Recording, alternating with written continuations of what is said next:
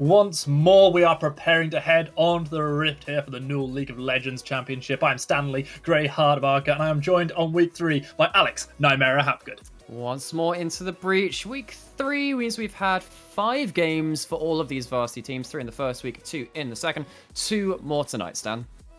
Absolutely, and those games are going to be Lincoln Ascended up against ESSKT, and later on Bristol Whipped going up against DMUT1. This is very much 2 battles on different ends of the table. We've got Bristol Whipped and DMUT1 who are up the top with 5-0 and 4-1 respectively. Currently hovering closer towards the bottom part of the table, Lincoln Ascended and ESSKT tied 1-4 apiece. And just to give you a picture of how close things are getting, so we have currently 1 undefeated team. That is Bristol Whip, our our current spring champions, I suppose. We haven't had another spring split since last spring. And then there's DMU, who are coming in as winter champions. We have 1, 2, 3, 4. Well, we have second to 6th, all tied at 4-1. Then we have Robin's Cringers coming in at 2 and 3, as far as I'm aware. And then with this first match, we're going to see 2 of our 3 teams tied at 1 and 4. So that's ESSKT, Lincoln Ascend, and lastly Heartstuck. Actually, we've had 2 of the matchups between of those 3 teams already. This is the last one. Remember, it's only a single round robin with these best of ones between each of the teams.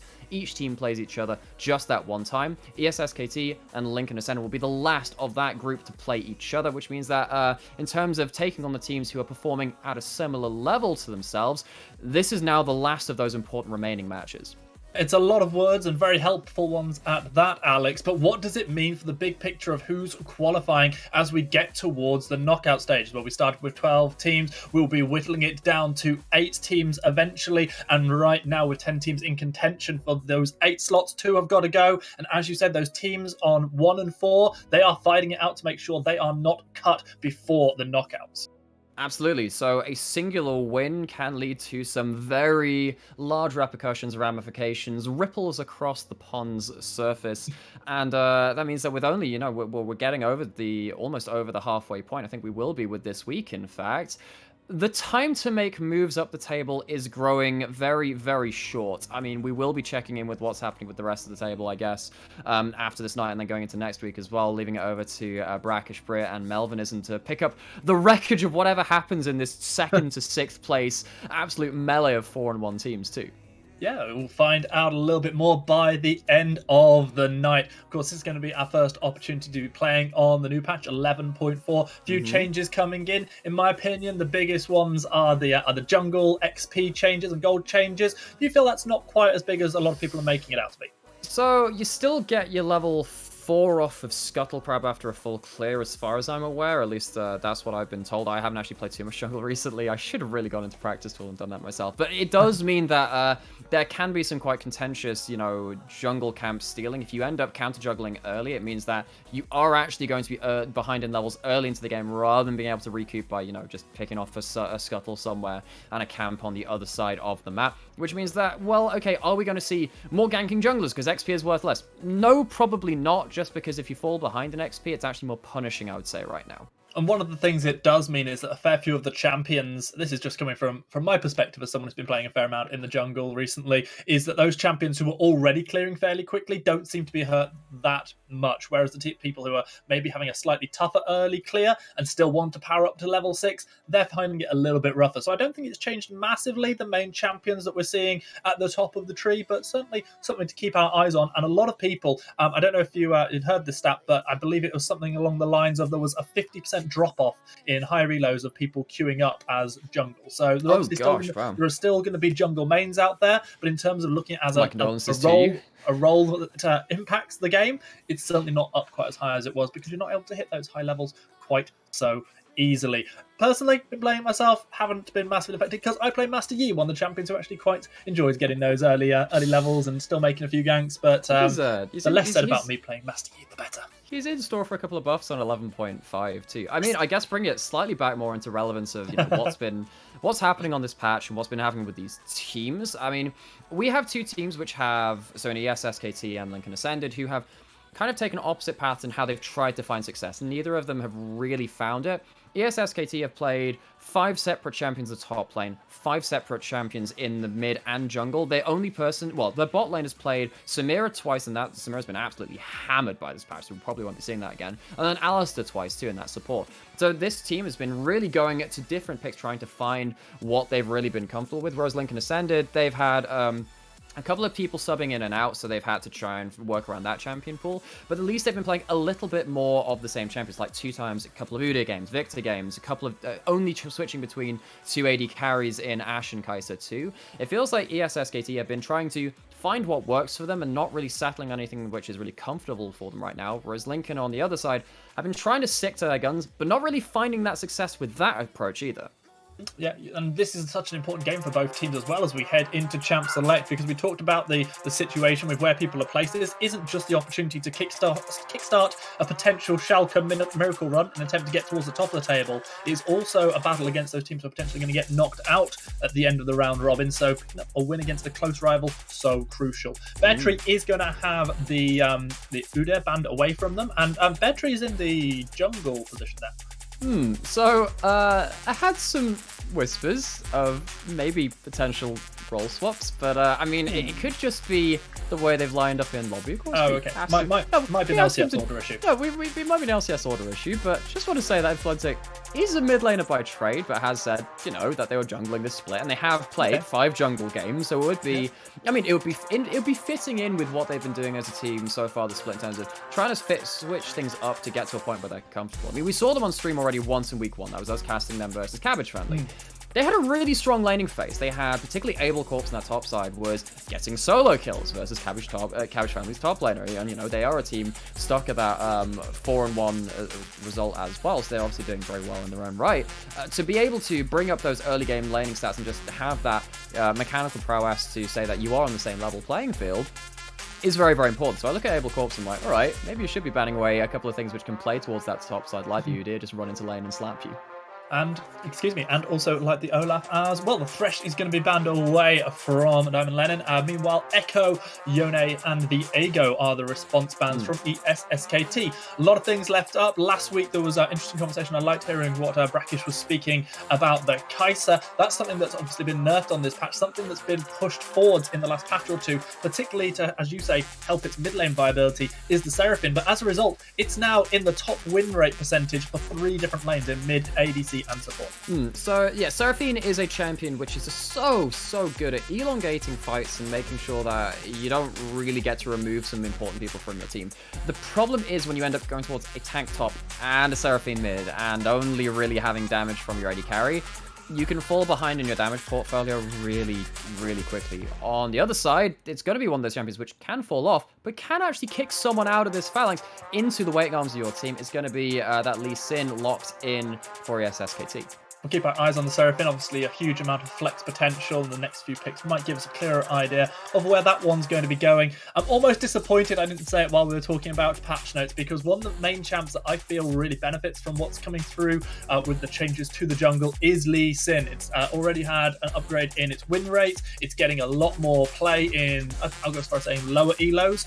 Going to get to see it here on the Null as well. Potentially Bear Tree if that is an intentional swap with influence between jungle and mid. Jhin locked in alongside it, Skarner and Camille the response, so there is still a 3-way flex for Seraphine. There is right now. That Camille Skarner combo on that top side is looking pretty nasty for Abel Corpse though, because if you're going to play something like the tanks, which he has typically played towards the top side, he's played one game of Silas, and that Silas is a flex pick between the solo laners that they've had in their games before, because it's obviously been Bear Tree playing in the mid lane, and of course he might be returning there. He plays a lot of these tanks, and I think, alright, yeah, that's kind of a sitting duck. That's not a tank. Like Skarner Camille. That's not a tank. It does have a decent matchup into the Camille. If you have your empowered W that with that stun, it actually stops dashes. You can stop the hook shot going to a wall or connecting with yourself, and it allows you to really start hammering down on the Camille when they're trying to go for those aggressive trades. Renekton was also nerfed this patch though. His Q on non-champions, so on minions in a wave, got hit pretty nasty. I think it's something like 6 HP per non-minion hit. Yep. Has been nerfed at that max rank, which is, you know, if you're hitting 7 minions, a cannon wave with 3 melees, 3 range, and then a cannon, that is quite a lot of healing nerfed from that. It means that you're less sustainable in that laning phase. I think I read somewhere that there was something along the lines of with the Iron Spike whip with the Q, it was having just an obscene clear, where it was essentially getting the easiest top lane clear of more or less anybody early on. So that's been taken away, similar to some of the changes we're seeing coming into Urgot at the moment. We're seeing Kai'Sa and Senna both banned away. Of course, there is flex potential for the Senna alongside a Seraphine. Kai'Sa very much so an ADC, so they don't feel like it's going to be potentially put into the ADC role. Response bans of Morgana and Rel taking away supports that they do not want to be seeing played into the Seraphine. No, I suppose we should kind of talk about what the roster coming in for Lincoln Ascended is to you, because once again, they've ended up changing a couple of members in here. Elo Harvester is often their mid laner. Angletop is normally their top. He had to sub out for one game, but we're missing players like Muscle. The only other player which is returning to this roster right now is Cherry in that bot lane, who has been playing, you know, that one kind of pocket pick of the Ashe, which might be quite interesting to see, because we're looking at quite a short range composition of the Renekton, Galio, and that Lee Sin. If they do lock it in, maybe it's a way to lock down that front line and get some picks against a low range team that can't really defend themselves against that kind of engage. Just want to say that I really, really love this Galio pick for 2 reasons. I think it adds to the comp beautifully. You've got potential champions diving in that you can follow in with the heroic entrance, but also that it's still that flex pick between support and mid, so you get the opportunity to know where this multi-flex from the Seraphine is actually going before you commit to what you're doing, and I think that's genius from the SKT. Oh, don't tease me with that. That's my main... We get it. We get it. I get to cast my Ahri. So for those of you who cannot see this wonderful shrine to my main champion behind me, I do play an awful lot of that champion, and Lincoln pulling it out. Thanks. I enjoy that. You can't quite see this way, I guess it is. You can't quite see the Ahri shrine to the side, but if you look just behind my camera here, you can see my... No, don't crop it, production. Yeah. Over here, you can see not only my nice eagle, but also my 2 trophies for the Ollie and Chazmaster Awards. Oh, screw off. Get out of here. Get out of here with your grandstanding you. Sets up beautifully. He's going to be Ashe Seraphine in the bot lane, of course. You are going to get to cast Ahri. I think this is actually one of the first times I've seen it locked in while I've been casting with you, so I'm quite interested. So, I mean, I think that Ahri is a champion that can really annoy junglers early if you get pushed in mid lane. Diana is a champion that can poke you out if you just keep hitting successive Qs, although really you want to be starting W in that mid lane. Post level 6, Diana has real one-shot potential versus an Ahri, though. One of the problems with Ahri in general is that, against particularly Aurelia and then Diana, because these point-and-click dashes too, Ari's Charm, when you cast it, it actually takes a little bit of time until the particle actually spawns, which means that if you're reacting to something and you haven't seen it coming, often these champions like Aurelia and Diana can actually dash over you before the charm comes out, and then you're in a bit of a pickle because you don't have as much damage to really start ulting away, kiting around, putting Ignite down, and look for that 1v1 kill. So often the matchup with Ari into stuff like that is kind of winning the mind game, understanding what's going to happen a couple of seconds before it comes to fruition, and then start landing your crazy skill shots. The bat-eared amongst you there may have heard that an ambulance went flying past at Nymera's end. They'd obviously been called out early on the risk of heart palpitations having increased far too much with the Ari locking in for Nymera. But no, I think he's going to be okay. The question is, will Otter be okay? I'm not entirely sure. Wow, that's a poll with 100% going in favor of Lincoln over ESSKT as things stand. Okay. I mean, that's just the Ari factor at the end of the day. I mean, there you go. What's he going to do? Yeah. Go spend those channel points if you want to on our poll, and we'll bring the results in a bit. At least I didn't accidentally tap it like 10 times this time, which I may have done during week 1. So I do apologize once again to those teams which I did end up inadvertently throwing under the bus for that one. Yeah, exactly. Yeah. I don't know if it was... I think it was you I saw responding to another person on Twitter recently who basically came out and said, Ari is the worst champion in the game right now, changed my mind. And you were like, actually, yeah, you're pretty much right. I literally was tweeting about this yesterday, so amazing on Twitter. Something I was saying. It's just... There is a certain point where you don't really pick Ari for her champion value, because there are about 6 to 10 champions which fill her niche in a way which is just better than her, because you've got champions like Diana, Echo, LeBlanc is also on there too, and you've got a couple of the champions which are really good at being that backline assassination threat, whilst also having slightly better laning phases to some degree, and also having a better scaling option, right? Ari doesn't scale that well. Also talking about what Ari brings to terms of, but she brings, that long range, non-committal pick CC. Just pick Syndra. Syndra's pretty good for that, and there are a number of other champions like Zoe, which can do a similar thing. It feels like Ari is kind of just towards, like, in each of these categories, just being outdone by 2 or 3 different champions. She does have, her own unique flavor of it, has a sustained in laning phase, and of course that mobility post 6. But having mobility means you have safety, but what's the point in having that safety if you're not actually protecting any value from your champion, is my problem at that point. Plus, if you start building stuff like Banshees and Merc Treads, which a lot of these other similar champions like to do, you lose a lot of your limited damage already. So what I'm looking to see from this Ari is early kills, really pressuring out this Lee Sin, just making sure that the Skarner is being very brash while you know that Ari's behind you.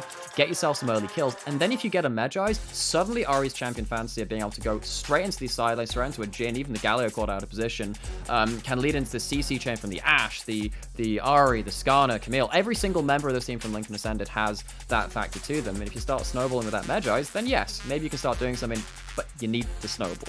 Well, I want to come back to you later on during the game on that one, see how the Ari is getting on, and to hear your verdict once we've seen it in action. In a moment, I'm going to be turning my eyes over to Twitch chat, having a little look. Firstly, to see how many of our friendos are over there, and potentially some of the people who want to flame us. I'm used to it. But I've got one on broadcast with me. Why not do it in chat too, right? At least I know how the Undertaker works. So we're going to have a little look at that in just a moment. But before we do, as always, having now seen the team compositions as they were, I would like to know who you think is going to be taking this win in the battle of these 2, 1, and 4 teams. I think that the top side of the map is very strong for the side of Lincoln. I worry for their mid and their bot lane, which I think can be burst out pretty heavily. And when you've got a Lee Sin that can get into those lanes early and force out flashes, force out some kills too, I think that given how strong ESSKT's laning phase has been, I think they will be able to survive that early game pressure from across the board, and hopefully that will mean that this pick comp from the side of Lincoln won't really go into full fruition, and I'm hoping for an even game. Might be slightly favored toward ESSKT though. Okay, interesting. We'll hopefully be able to find out from production, because I can't quite see off to my side whether the prediction is over or not just yet. We'll find out exactly what you guys out in Twitch chat have said. Seeing a lot of love out in Twitch chat, and I'd very much appreciate that. Make sure you give a love to the great people organising this tournament as well. We of course have Geomancy, who's out in the chat. We've got the fantastic Patrick Pants Campbell, who can be found at Prod Patrick on Twitter. So do go and give him a follow, give him all the love in the world, because very much deserves it. And if you want to while you're out there, feel free to drop myself and Alex a like or a follow. most importantly, do follow the Null Esports, because that is where you'll find out all the various games that are going on. It's not just League of Legends we cover here, though we do get to do that not just tonight, but also on Friday evenings with our Ladies League of Legends tournament. We also do TFT, for those of you who like the auto chess games, do a little bit of all sorts of other stuff, and it is all good. So go check it out there so you'll know what's happening when. As for what's happening now on the Rift, as you can see, the two teams stepping up into fairly defensive positions for now. For now, I mean, there's not really much to play around from that level 1 mark. Oh no, we've already had our first casualty on the Nightmare chart. We've got a teleport Ari, and that distresses me, Stan. Distresses me. Where's your flame? Where is your ignite? I was going to say, I was expecting you to be hoping for an ignite. So we get a little zoom in just for you, Alex, I'm sure. It's a very nice skin. It's an utterly incredible skin, yes. We're just hearing from production that apparently Lincoln does have the 90% margin for the part the Polish did come in, so ESSKT gonna be the underdogs, at least according to Twitch chat, and hopefully they'll. I mean, you realise what happened is it was actually very, very even. Then you said that ESSKT were gonna win. The Twitch chat knows your form, and they all went bang it. But those points are safe if you bang on Lincoln now. Let's go for it. I wish I could argue against it, but I've had some you know, some winless days for my own things. At least I don't have to be on the Rift going winless. That's the one consolation. That is absolutely the one consolation. We are going to see the Jin picking up a pair of booties to start things off going into lane. So no Doran's item for them this time around, but they are going to be the fast. They will be. So one interesting thing about this mid lane matchup again, which is particularly the mid lane duo, right? Because this doesn't just apply to the Ahri, it applies to mainly just the Diana and the Lee Sin. You're looking at this and thinking, most of the time against the Diana, you want to be kind of stood, because you know like it's a counterclockwise arc, right? Because it's going for it. So in this case, it'll be going from top down to kind of like bottom left. So you want to be standing kind of bottom right of your lane if you're Otter now on this Ahri. Now, if you're Lee Sin, you can then approach from that direction, knowing that Ahri wants to be on that side of the lane, trying to avoid that Diana Q, and then maybe try and land yourself a Sonic Wave from out of Fog of War. So look for that and just see how Otter is playing around the positioning on this lane, or whether they're just going to say, all right, I'm going to stand a bit more central, a bit more on the other side, actually, as they currently are doing. Maybe risk getting a couple more of those Qs landed, but keeping themselves safer from Fog of War ganks. Able Corps taking a fairly heavy trade from the Camille played by Angler top there. As you can see, the Skarner having a much happier time as they try to find the early jungle clear than the Lee Sin is so far. Will give them that opportunity to potentially rotate towards the top side scuttle. Angler top taking the worst of this one round, and the Croc is back to full health on the back of the pots. So some really interesting things about some of the stats that we had, because our lovely production have been following along that with our the first 5 rounds rather of the Varsity so far. One of my favorite stats isn't just damage per minute or gold per minute, which are good metrics in their own way, but I feel like they're often missing some key context to them. One of my favorite things is gold efficiency, the amount of damage you do per the gold you earn in a game. Influencing and Able Corps across this, across the first 5 games have actually not been too bad in those regards, even though they have only gone 1 and 4. There's something at like 1.54 and 1.50 respectively between them. Bot lane, that's some efficient damage. Diamond Lane taking so much damage from the Ashe. Meanwhile, we see Galio trying to pound down Elo Harvester, and it's going to be first blood going over to Signor Skele. Senor Skele gets another bone in the closet, and this is going to be the skeleton of Elo Harvester.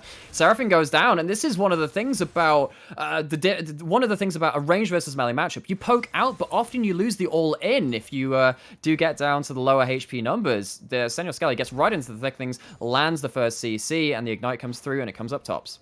Hovering around mid lane, Otter is well positioned, but the charm is going to connect onto Influentic, who is indeed playing mid lane. Bear Tree will come in, lands the Sonic Strike, is going to find a kill. Flash over the wall, D2X is able to find Bear Tree, but already the flash escape from Influentic. Able Corps and Angler are dueling out in top, but nothing quite as exciting as that Fiesta in mid. It's really popping off. One of the things about jungle matters for your lane is that sometimes when junglers come in out of meta, you kind of forget what they can do. Lee Sin ganks mid pretty damn well. Comes in and starts tilting this matchup. Summoners away from both of the mid laners, yes, but the kill goes over to that jungler, and Lee Sin is on the board. And crucially, there was no kill in response either. And also, Battery didn't burn a flash. D2X did, so making that a little bit harder for the early Impale to come through on the back of a flash from the Skarner. And dangerous thing now is that you're going to have no flash on your Ahri once this Lee Sin has themselves their ultimate, which means that there's a chance of that insect coming through, and when you got that Diana who already can 100 to 0 you once you get stuff like that Night Harvester or the Protobelt coming out, it's going to be very, very dangerous now for Otter to survive that level 6 mark. Harvester able to cancel the recall from Dan Len, who is going to connect with a deadly flourish straight on to Cheryl Love. It is going to be a dash in from Gallia already. It's Cheryl dying just absolutely instantaneously. Harvester sends a bit of damage back Jin's way, but it's not even close to getting a kill back. Deadly flourish will connect onto the Seraphine just as punch comes through. Send Your Skelly is 2-0. Bot lane is 3-0 combined. Well, I'll call him Two Punch Man because that's what he manages to land in that bot side. I'm not sure if that really outweighs just the singular punch, but 2 kills to their name. Gargoyle coming up strong on that bot side. And ESSKT, we knew that they had a decent laning phase coming up pretty strong against Lincoln so far. They certainly are. That is a 2,000 gold advantage pre-6 minutes. Able Corpse also managing to zone off here in the top lane. Has that 10 CS advantage and will be picking up turret plating as well. So Able Corpse, another interesting stat. I believe they actually have the highest XP at 15 for any player in the Varsity. They've just been crushing their side of the map, or at least managing to keep themselves with resources available to them, even when they have been in those losing games. And of course, they're 1 and 4. There've been quite a few of them. It's worth saying that because, of course, Able Corpse is now a player trying to now fight for that last playoff spot, at least in the standings so far. Again, remember Lincoln, yes, SKT, and of course Heartstuck fighting for that last 8th place berth. Having strong laners, having good early games to then give their teams a good platform to play the mid game off of is so very important. We're looking for our first potential impale. Able Corpse is going to get stopped in his tracks with the Hextech ultimatum through. It's going to come the stun. The connection is there. Impale is in as well. The Crocodile doing everything he can in the 2v1. Still has the flash available. Uses it. The hook shot coming up for Angler Top. Will he be able to chase down? The answer is no. Crocodile shoes, not for you, Angler Top. Slice and Dice gets maximum distance. It is a flash for nothing, but burning both your ultimates on the top side of the map, where we were expecting Lincoln to have their advantages, is not really what they wanted. It's not a great return on investment. And Able Corpse might actually be sticking around to make a bigger play in this top side. Now he does have that empowered ability just about to come up. Waiting on Battery to come through. Able Corpse might not even need them. The hook shot is not enough to save Angler Top, and that's going to be another almost free kill passed over to ESSKT. They are absolutely dominating the Rift right now. You could see the calculations happening in Able Corpse's eyes. He's like, okay, I've got just under 50 rage. If I slice first, it means it won't use my empowered ability. I can slice in, get the empowered W, then I can dice to follow, get the Q and the auto, and the damage calculation comes out tops. Yeah, that was a very, very nice slice and dice. Things very much so falling into the laps of ESSKT right now. They are making things work all around the Rift. The only person on their team not to pick up a kill just yet is Influentic, but they've also managed to get themselves a small CS lead and have prevented Otter from finding any roam. They have done, and that's something which eventually Diana does. Doesn't have the biggest mana costs, and if you can't force them away from the wave, well, it's not like you're a Syndra. You can scatter the weak through it and still land that CC. Landing a Charmazari is very important to your chunk combos, which lead to the eventual kill combos later on into that lane. Not running the Ignite as well, and having that early death means that the odds are very much against Otter now and trying to find 1v1 advantages versus Influentic, who has just control of the lane.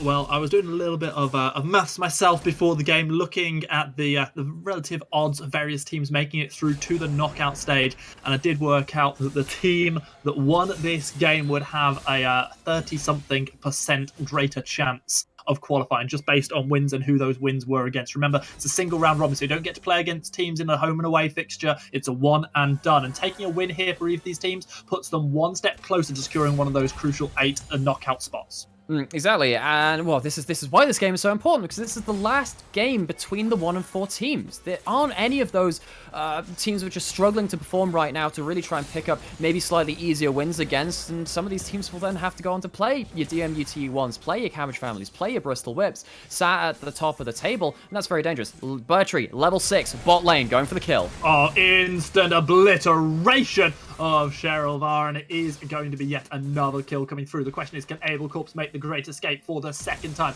Already using the slice and dice away, does not have flash available, goes into dominance, will now have to take the fight, takes it to Angler Top, who is going to have to flash away. Battery finds a kill onto Elo Harvester, but Scan does eventually manage to shut down Able Corpse. Kill for D2X, but it's a 1-for-1 across the map.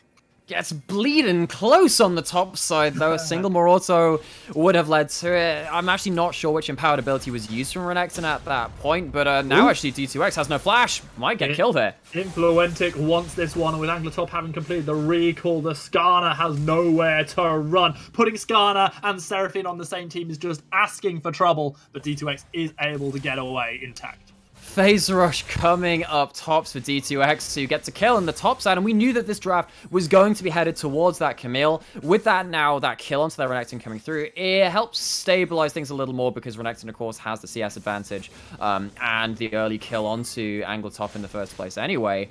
The question is it going to be enough? Because Anglertop needs to be the pressure valve for this team, start winning in some side lanes because they're already down 3.5k as a team.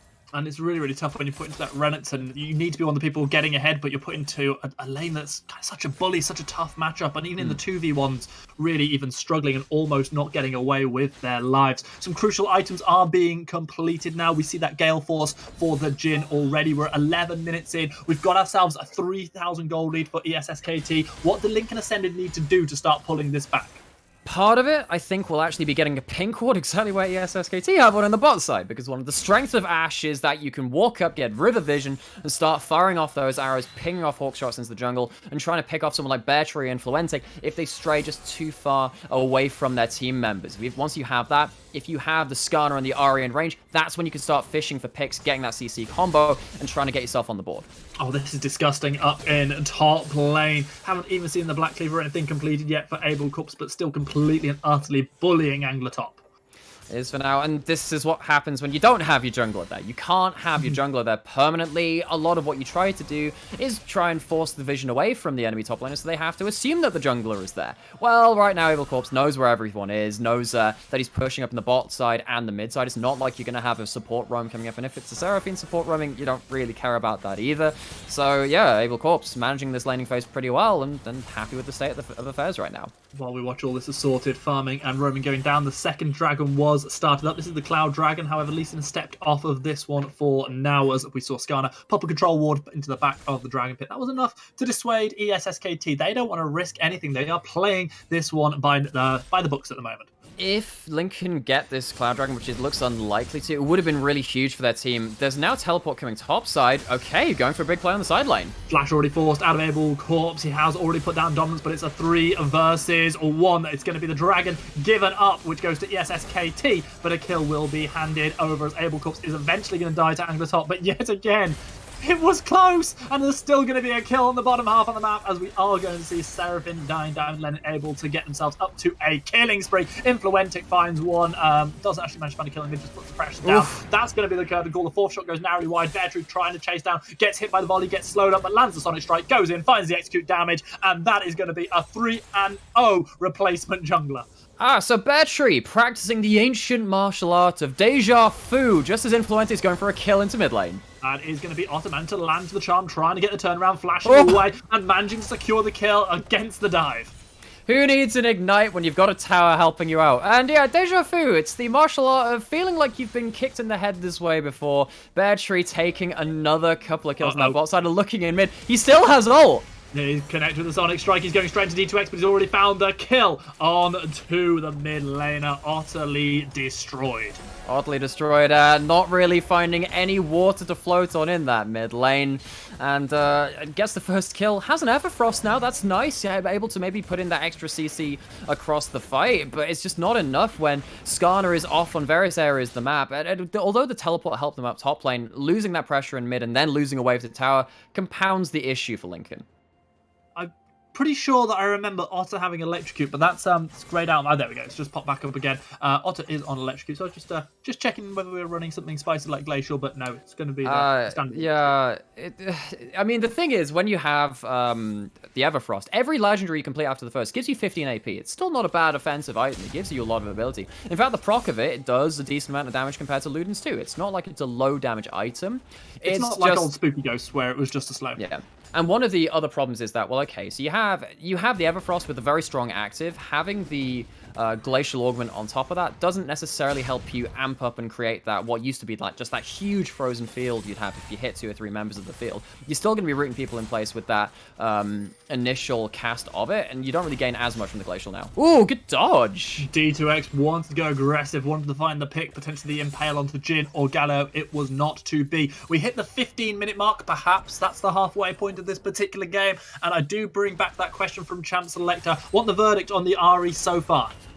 So, I think it's failed to get off the ground early enough to really start launching into side lane plays from our good laning phase, right? The teleport actually gives them some options with that Camille, because you can actually start setting up with the Skarner and the Camille. I hadn't considered that factor, but based on the value it's given so far, I think it's going to be quite hard for Lincoln to teamfight because they don't have something like a Syndra, Victor, or an Orianna, where they now have picked this Ahri. And on the bottom half of the map, things aren't looking great either. We've obviously got that 25 CS advantage for the Jin, who also has 3 kills to their name, along with the 3 assists that have come from the support's fantastic plays. Meanwhile, Abel Corpse having a bit of a rough time on this one, actually losing out in the trades now. Divine Sundra has been completed, and Renton hasn't back for a while. Herald has now been summoned towards mid, but it is going to be the suppression through the Impale. The charm connects from Seraphine. The turret will be destroyed, but the kill comes in. Seraphine finding the kill onto Jin. D2X trying to do what they can, but not able to find the heroic entrance, and the double kill from one big old bop of the side from the Diana. Now it's an absolute party in the bot lane as Camille comes down the teleport, finding the kill onto Galio, trailing back, keeping Otter alive. D2X is going to be the next casualty as Anglertop tries to step away. Influentic is last man standing for ESSKT, but he's going to get caught out by the charm. Dashing into Otter, trying to find a kill, gets onto Anglertop, who manages to find the protocol just in time to get the shield. Otter gets the kill. Abel Corpse is still alive in top lane, but everybody else is dead for ESSKT. Well, whereas before we were talking about, oh, it's 10 kills to only a couple from Lincoln, 7 to 13, Lincoln fighting around the hyper mobility of Ahri when they've popped that Spirit Rush, and of course the Camille with the hook shot and the Hextech Ultimatum comes up pretty huge. The last really turning point of that play was the hook shot just came up again to cancel that one last Lunar Rush coming out of Influenza. Does pick up 3 kills over the last phase of play or 2, and this Diana will be very much online. You see how quickly those bot laners popped, but Lincoln finding something in this game at least. They're still in it. Let's not pretend for a moment that they have put themselves in the lead at this game. They are still nearly 5,000 gold behind. Now it's just feasible. They're still 2 dragons down with a third one just about to spawn. However, they gave themselves an extended lifeline. The sort of slim particles, the sort of fishing wire-esque line that they were holding on to before has become a slightly more threaded rope. It's, yeah, we'll say that. It's no longer a thread, it's now... yeah, maybe just a couple of them twined together, and Influentic has the thread of fate cut short for him. Lincoln want more. They find it as well, just as the dragon spawns. It stops the dragon being started up by Lee Sin for now, as SSKT try to turn to the fight. But this is a 5-4. Anglertop gets caught out by a stun, and the root's going to catch on to Senor Skelly. Seraphine throws out the ultimate. It is, sorry, not Seraphine. It is going to be Ahri who comes in with the ultimate, dashing in, trying to find one, but Abel Corpse picks off the opposition jungler. Anglertop goes inside of Seraphine, does finally throw down the ultimate, manages to find a multi-man charm, but it's not enough to stop Senor Skelly and the rest of his team in their charge. Senor Skelly flashing over the wall. Hawkshot's going to catch out multiple members. They know exactly what's going on. This 4v4 still posturing around the Baron, but Senor Skelly and Abel Corpse still want this fight. The Deadly Flourish is going to connect onto the Camille. Anglertop manages to find a shield, throws down the Precision Protocol. Abel Corpse is going to be the first to die as Anglertop getting out to safety. Beartree might not be so lucky, being slowed for days by the Ash. Walking over one of those traps is going to be enough to stop Elo Harvest for a moment as we see the flash away. Senor Skelly and Beartree left running for the hills again, caught out by the volley. Senor Skelly gets killed off as Anglertop. Oh, the shot! He's going to connect onto Diamond Len, who quickly cleanses away. The fight's gone on so long that Influentic's back again. The dragon is still up for grabs, and this one's not over yet. This game is hinging on the fact that we need ESSKT to really hammer them hard on the initial engage and then run them down afterwards, because the range advantage from Lincoln is allowing them an extra bite of that pie, an extra shot when actually they should maybe be out of that fight, and they've been playing around it wonderfully so far. If in that last fight you see them just getting the extra chance, but then Skarner is now, well, okay, Influentic popping the ult defensively, trying to project a flash. Caught out by Beartree, been waiting around trying to steal a potential dragon. Diamond Len chasing down as well, has already used the Deadly Flourish, but that'll be back off cooldown in a moment. Teleport coming in defensively. The response was good from the Ahri. Whew, on the back of that fight, Alex, I'm just like, it's that classic I don't even know what the term. It's not really a copy pasta, but there's me before this cast going, I've got 8 casts in 5 days. I'm going to take it easy with my voice. Also, me. Yeah, okay. It's going to be one of those days, isn't it? Absolutely. I mean, this is the kind of game where, you know, it really stretches your casting fundamental. Because I'm sat there like, I should really be throwing right now. And actually, what is actually going to happen is Diamond throwing in the bot lane as the charm hits. Charm next. Diamond landing with no charm. This time, the heroic entrance arrives far too late to save the ADC. Senor Skele was too late on the uptake this time. A huge chunk of gold has now gone over to Lincoln Ascended. They are less than 3,000 gold behind. A gold lead that was previously 6k. At least what's happening for ESSKT is that they still have relevant vision to make sure that the Ash arrows aren't being absolutely just choking out this game. Because if that gets to that point where Bear Tree can't walk up, can't use their 4-1-5 scoreline to make an impact on this game, and that's when ESSKT are probably shut out of things.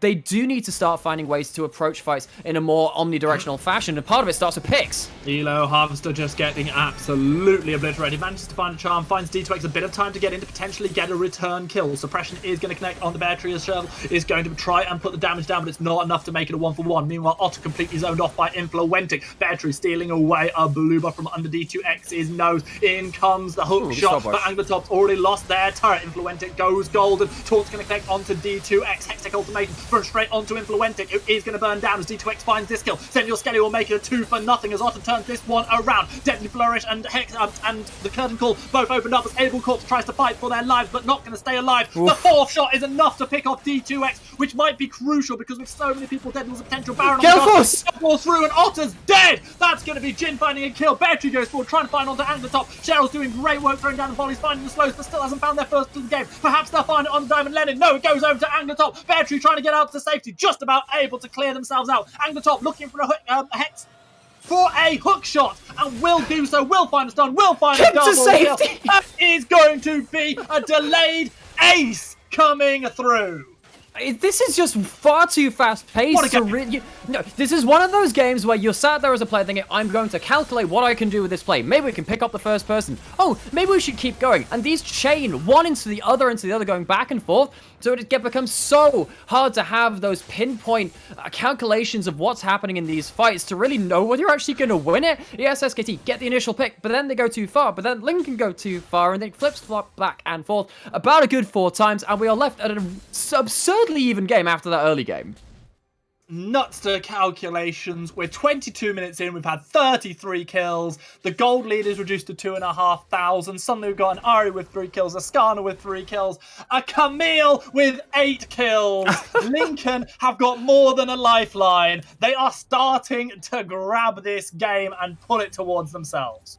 And that doesn't mean there aren't players which can take this game by the scruff of the neck from ESSKT too, right? If you get this Diana right into the backline, kill off this bot lane, then yeah, the Seraphine isn't going to be alive long enough in the fight to make things really difficult for ESSKT. On the other side, though, we can see what Otter is starting to do, much like we saw in that bot lane brush. Putting down pink wards, getting that vision denial, and because of the low range of ESSKT, Charm can land and start really punishing these members of ESSKT. Mark pings on that curtain call slightly. That's going to be a key ultimate down as Anglertop tries to get out to safety. Root can connect on Diamond Lennon. Nice dude on the cleanse, dodging away with the flash. With the Gale. No, that was the flash. The Gale Force is still available. Diamond Lennon trying to get damage, but Senor Skelly has to flash himself over the wall. This time, it really was a flash, and it is again going to be Otter and the rest of their team who come away from this battle in the opposition jungle triumphant. And the real importance of this is now they finally have that vision control they need. And suddenly that means that you've got a Jhin, no QSS, no Flash, no Cleanse. That's really important. The next time you go for those plays, that Jhin, who needs to really be upholding a lot of the back end of these team fights in terms of the DPS, is going to be so important. Anglertop going for a hook shot, but he's caught out now. Going aggressive, caught by the Deadly Flourish. Is going to get burned down really quickly. Throws down the Hextech ultimatum and then sidesteps out safety. Bear Tree chases it but doesn't find the kill. Does instead get caught out by the Seraphine. Influencing managed to find a kill onto Otter, and now it's a 5 versus 4 in favor of Ethics. They make it 5 versus 3 as D2X dies just as the dragon is spawning. This could be a 3rd dragon going over to ESSKT as they try, as we see Lincoln trying to run away. They try to turn things around as Diamond Lennon finds a kill onto Elo Harvester, and the top finally getting shut down. The mighty Camille has the steel legs chopped out from beneath them, and the 3rd dragon and many kills go to ESSKT. This is like when you're just in that last, that Pokemon League battle, when you're sat there with your Pokemon sort of like very low HP, and you have that one wee whoop sounding for every single member of ESSKT. They win a fight somehow after having Vision strangled away from them. Otter so close to killing off Diamond Lennon on that Jhin on the other side of that fight, but doesn't manage it. Gets soloed out, and that means that you don't get to form up this phalanx, firing out the Ash hot volleys, the charms, the roots coming from Seraphine 2, and ESSKT pounce on the opportunity and finally get something going their way. And when all is said and done, the 5,000 gold lead is almost re-established for ESSKT, who not only find themselves their first Infernal Dragon of the game, but also get themselves up to Soul Point, knowing that the next one will secure that Infernal Soul, which will do so much damage for champions like the Lee Sin, like the Diana, and like, of course, well, frankly, for all of them apart from Galio. Nuts to Galio. Even then, like a 5-man Galio ult or Taunt with the Infernal Soul on top of it. It's actually not awful, I'm not gonna sniff at that one. No, and you know what? I've been absolutely loving so far, just having the occasional glance towards Twitch chat, and you can see how much of a roller coaster this game is by which team's fans are flaming which team's fans and saying that they're going ahead. It's like, oh yeah, Lincoln Soccer, they might as well FF, ESSKT. Oh yeah, we're coming back. Oh, FF, ESSKT. Oh, Lincoln are doing terrible. It's brilliant, and I love it. Just, keep it PG. At this point, because I'm a fan of rugby. We have mixed crowds in rugby. We don't have to separate the fans. I'm wondering at this point whether we do need to start having, like our team fan, team 1 Twitch chat, team 2 Twitch chat, just so we can try to have some lesser animosity out there. You know what? I think I'm going to say, from what I've seen, and I know the mods do a great job, and what I've seen has been mostly in a very good spirit, and this game is being played in the competitive one, so there's nothing wrong with that. Go cheer for universities. That's perfectly fine. Right now, of course, the Baron is the only objective on the table, really, for these teams. Both teams probably relying on potentially finding a pick, however. So I think one of the most important things for you to start looking for these fights is, when are these stopwatch going to be used? Because there aren't many ways to outplay a Camille ult, particularly on the side of ESSKT. You can do it with the Zhonya's. You can do it from a stopwatch from Bear Tree. I'm looking to see what happens with them and at what point and what state it leaves those champions in. If Lee Sin has to stopwatch in the enemy team without having their W up or something like that, then yeah, you're expecting Bear Tree to go down, with Diana in a similar kind of spot. But if it does end up leaving Anglertop kind of out there in a bit of an awkward spot, maybe it's worth it if you can start taking down that 8-kill Camille. Well, as the game has actually somewhat slowed down, thank God for my voice. The 37 kills at 27 minutes is still pretty exciting, and I'll tell you right now, there are certainly more to come. I predicted a roughly 30-minute game. Could still be decided in that time, but we could go much further than that still. We could do, because this could all come down to, because of the nature of both of these teams having hilarious amounts of burst damage in the correct situations, it could be one pick before this next dragon, before a Baron gets started up, which can turn this game. Imagine Bear Tree gets caught out by an Asher, again, talking about their vision control and looking at what Lincoln have got. They do have themselves a healthy amount of wards, all situated around this mid lane. You catch someone important, get that pick, that suddenly means Lincoln are back in it. But the other ones maybe get caught in that bot side as Angletop just about gets out from under the noses of ESSKT. Shot timing on point this time from the Camille. We do see that there are Fnatic death bushes being set up quite a few times now by members of Lincoln Ascenders. It's almost like they've got to a little bit of a stalemate with where we are in the game, and they feel like maybe that's their go-to point to try and make a fight happen. There are some crucial summoner spells we've got to keep our eyes on. For me, the most crucial of which is Diamond Lennon, whether they have Flash and Cleanse Up. The answer to both of those right now is yes. In some ways, actually, the Flash and Renekton is equally important, because Renekton is going to struggle unless they have a really choice flank to get on top of the targets that they want to. If ESSKT want to start Baron baiting and playing around this lack of vision, it's going to be a similar issue. They don't have any flank wards right now. They're going to be struggling for angles to really get Abel Corpse into the game. Crucially for them, though, this Infernal Dragon does give Lincoln so many other ways of walking around things and trying to go through their own jungle. Also, crucially, 40 seconds until the dragon spawns, which, of course, a crucial contention point. Absolutely, and right now it seems like Lincoln, though they did have that vision as we were talking about, they don't really have the lanes in a position where they can start walking up as brazenly as ESSKT can, because in the same note that you're saying, right, okay, you can start catching up people with charms and roots and whatever, I don't really see too many members of Lincoln who can walk into Fog of War and be too happy about it. Not having a tank support and having that Seraphine instead, that is one of those payoffs you have. You are less safe when warding, even though your team fights are normally quite spectacular. Well, speaking of the spectacular, that could be about to arrive. 5 seconds until the Infernal Dragon comes, and I think that that's going to lead to a fight yet again. D2X just waiting in the bush. Otter just narrowly missing out with the charm. Up comes the curtain call and is immediately cancelled as Anglertop starts to dash in. Senor Skelly tries to chase back the Infernal Dragon. As it says, it throws damage out towards Elo Harvester. Dragon obviously taking Skarner's side in the lore battle there. The Dragon is not going to be started up yet, but we are seeing the fight actually over this Spire for Skarner, which obviously will provide an extra bit of speed, extra bit of healing for the Skarner. That's very important, and this is where Lincoln are hoping that these Sonic Waves really don't hit, and they have the volley to play around in a number of extra range tools. It's definitely in ESSKT's disadvantage, and they want to start these fights quickly. D2X manages to find Bear Tree. That stopwatch you talked about is used. Big damage coming through from Influentic as he dashes right into the middle of the enemy team, and the Ash is dead. And with that, that could be the death of Lincoln Ascended's hope. They become Lincoln obliterated in this fight. It's a 3-0, could become 4, but Senor Skelly accidentally catches the wall. Elo Harvester completely caught out as Diamond Lennon looks to close this one out in style. The Soul and 4 kills will go over to ESSKT.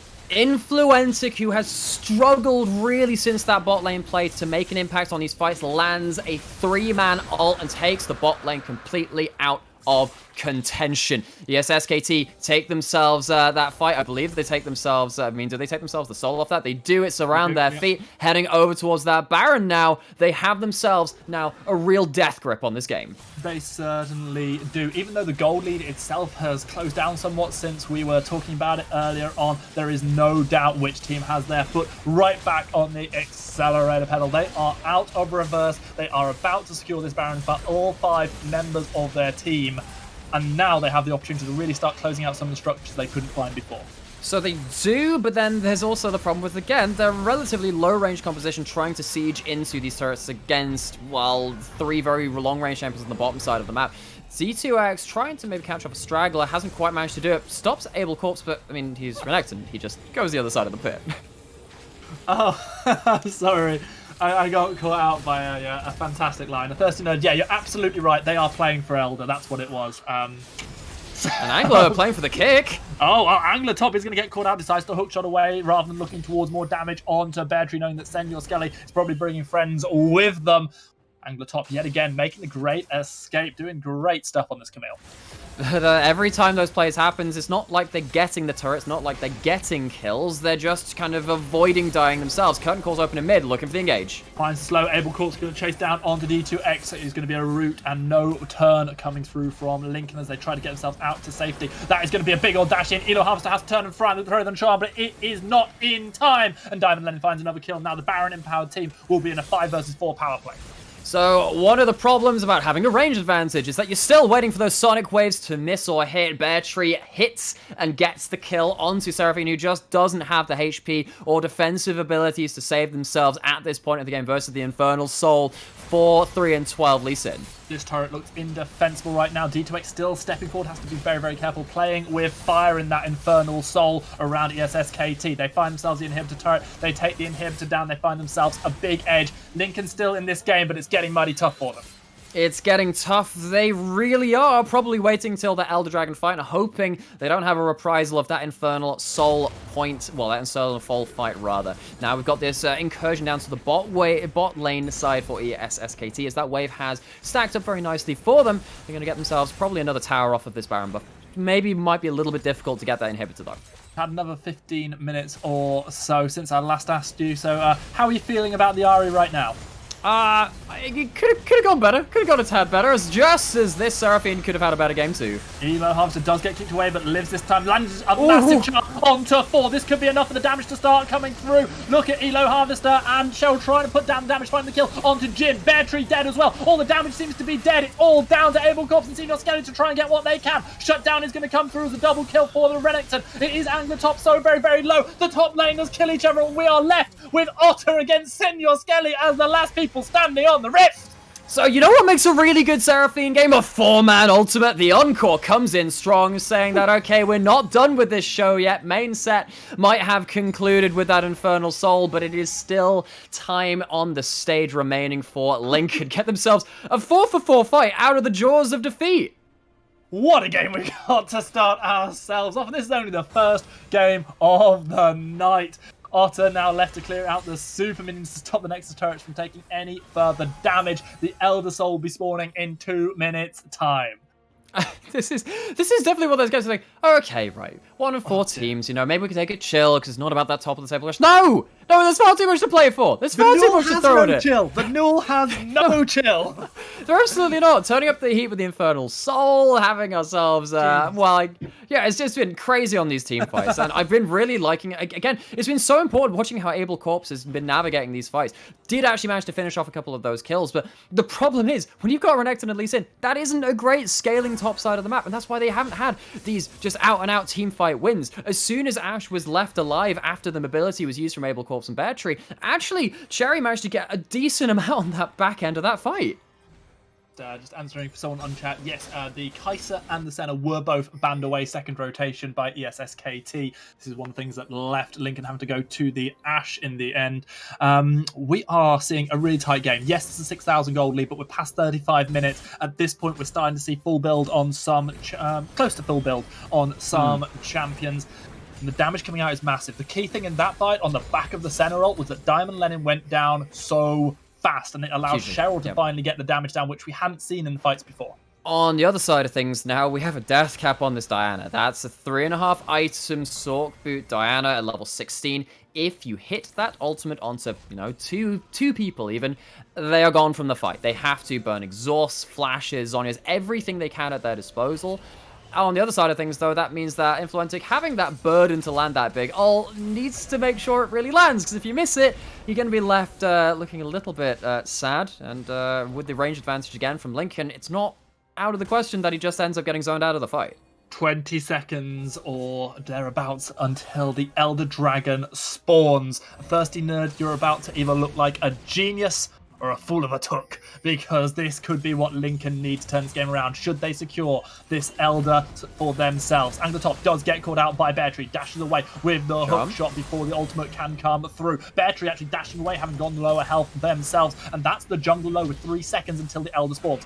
Abel Corpse joins with the teleport. This is a bit of a flank coming through. We need to see that clutch ultimate from Elo Harvester once again, should there be any success for Lincoln here. Okay, there's Flash Skarner ult, there's an Ashe ult, plenty of engage options, but the Jhin poke is ridiculous. Actually, at this point, you're thinking maybe the poke's better from ESSKT. Well, maybe not, as the curtain call comes through once again. It is enough to set up a little bit of a zone. The Elder has not been started up in response. D2X tries to step forward, trying to clear some of this vision, trying to get this Spire back for the Skarner, but it is being defended with the lives of ESSKT, and all those lives, all those health bars are staying intact right now.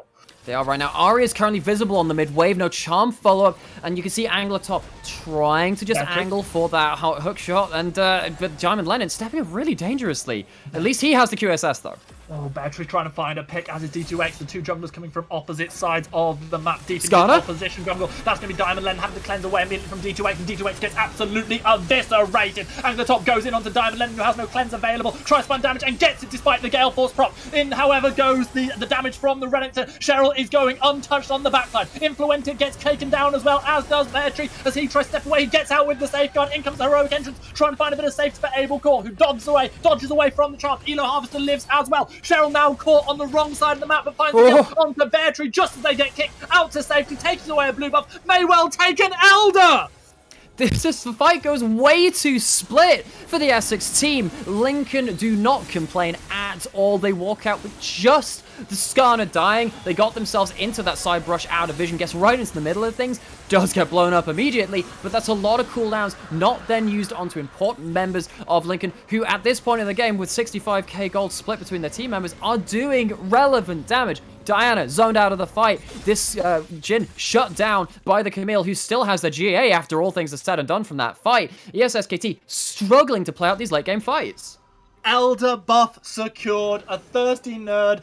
Just he should be living it up in Twitch chat right now. That is Lincoln Ascended finding the most perfect of plays, finding himself such a crucial buff. The Baron is available, of course. I'm a little confused because I see Diamond Len's cleanse is up. I could have sworn I saw the cleanse come through on the back of the Skarner Impale, which is why he couldn't cleanse for the Hextech Ultimatum. I may well have my eyes can't cleanse a Hextech Ultimatum, one of the powers of Camille, and they're going to take themselves a Baron off of it. The SSKT not wanting to fight this. Wow, I actually thought that was cleanseable. I thought you could walk out on the back of the cleanse. No. Which is why the only way you can outplay it is by... So even Olaf cannot get out of a Hextech ultimatum. What you have to do is just Zonya's the initial cast. That's all you can do. That's all you can do. You have to just make sure that you are untargetable by the time the Camille ult starts jumping down you and just waste the cooldown. Thank you for correcting me on that one. That's a few QSSs I've wasted in the past. You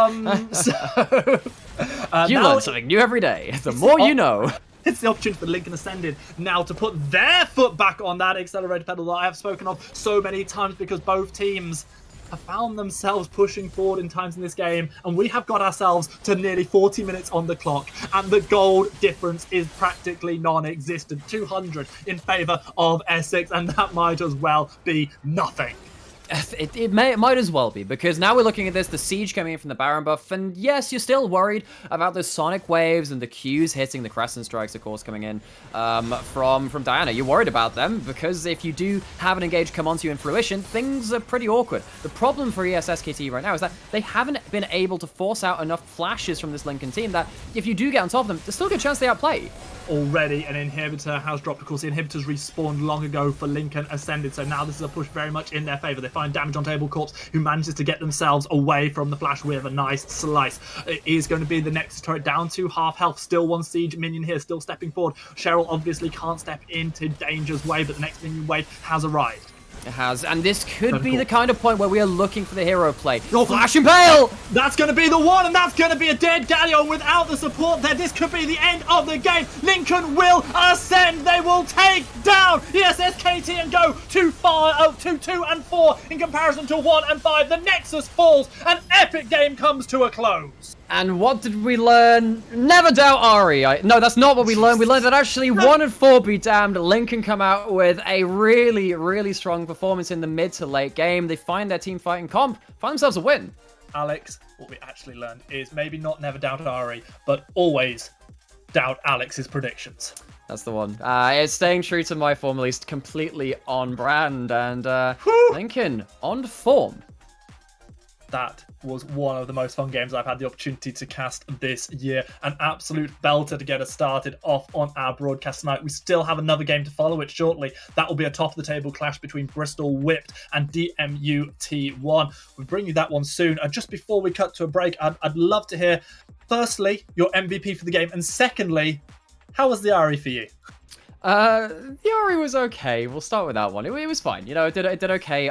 It fit into the team composition, was following up with charms, and had the range advantage over Diana so importantly. You could see that Influentix struggled to get into that game. As for an MVP, that's... I'm actually wondering if it should be our dear Skarner on the Rift. I think that Flash Impale at the end was really important, setting things up for success. Camille had some very important moments, but it feels like actually that wouldn't have happened without that Skarner running around on all 6 legs across the map. Worked out great for the team in the end. Congratulations to Lincoln Ascended picking up the win on stream. Commiserations to ESSKT. The prediction result, Lincoln Ascended. People getting those channel points, and I'm sorry. I'm sorry for those I rated. And we will be back very, very shortly for our second game of the evening. Please do remember to join us for that one, because it's not going to be a long break. And also remember that if you come to Twitch chat and you put spoilers for the end of the game after it's happened, you're going to have bad luck in solo queue. See you soon.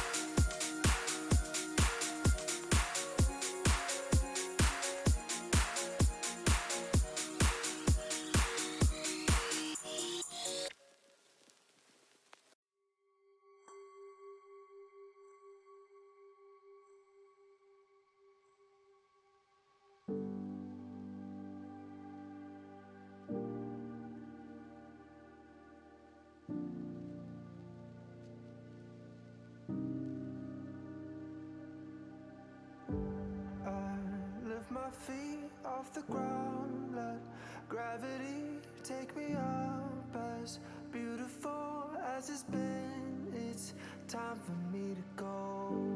I wanna sail away, I wanna feel the weightlessness of my soul. I've gotta go all the way to eternity. I will run all the way to see you.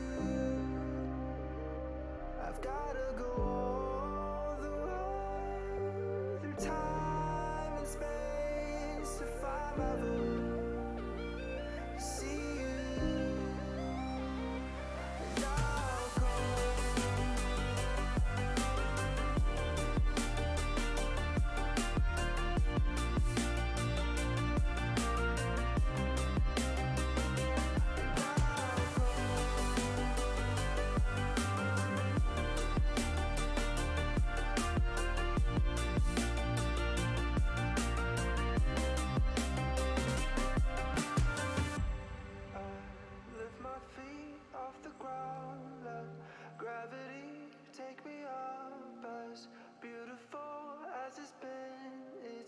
time for me to go. I wanna sail away. I wanna feel the weightlessness of my soul. I've gotta go all the way to eternity.